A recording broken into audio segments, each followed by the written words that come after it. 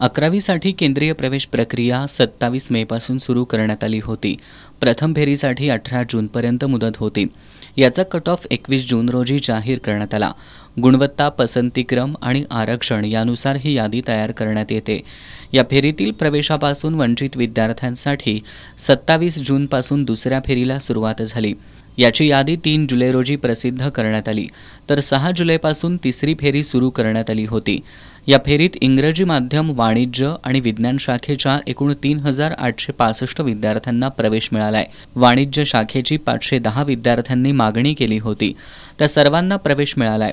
विज्ञान शाखेसाठी तिसऱ्या फेरीत 3664 विद्यार्थ्यांनी मागणी केली होती। यातील 3355 विद्यार्थ्यांना प्रवेश देण्यात आला। विज्ञान शाखेचे 309 विद्यार्थी अद्याप प्रवेशापासून वंचित आहेत। त्यांच्यासाठी चौथ्या आणि अंतिम फेरी 14 जुलैपासून सुरू करण्यात येणार आहे, अशी माहिती सहाय्यक शिक्षण संचालक स्मिता गौड यांनी दिली। यामध्ये दुसऱ्या आणि तिसऱ्या फेरीमध्ये ज्या विद्यार्थ्यांना पहिल्या पसंती क्रमाचं उच्च माध्यमिक विद्यालय मिळूनही ज्यांनी प्रवेश घेतलेला नाही, अशा विद्यार्थ्यांना चौथ्या फेरीसाठी प्रतिबंधित करण्यात येणार आहे, असं गौड यांनी सांगितलं।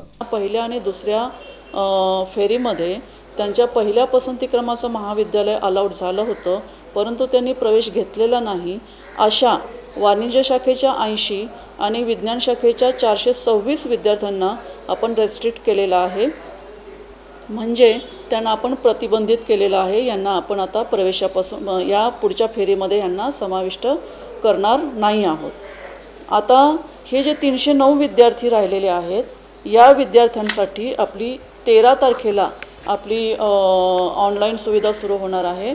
ज्यांना अजूनही ज्यांना काही बदल हवा आहे त्यांनी आपल्या लॉग इनमध्ये जाऊन तसं आम्हाला कळवायचं आहे। 13 तारखेला एकच दिवस आपण ती मुदत त्यांना दिलेली आहे आणि चौथी फेरीची यादी जी आहे ती 15 तारखेला जाहीर होणार आहे। विद्यार्थ्यांनी 15 तारखेला आपला प्रवेश त्या दिवशी जाऊन याच्यानंतर आपली कुठलीही फेरी होणार नाही आहे, पण निश्चितपणे ह्या 309 विद्यार्थ्यांना आपण प्रवेश देणार आहोत।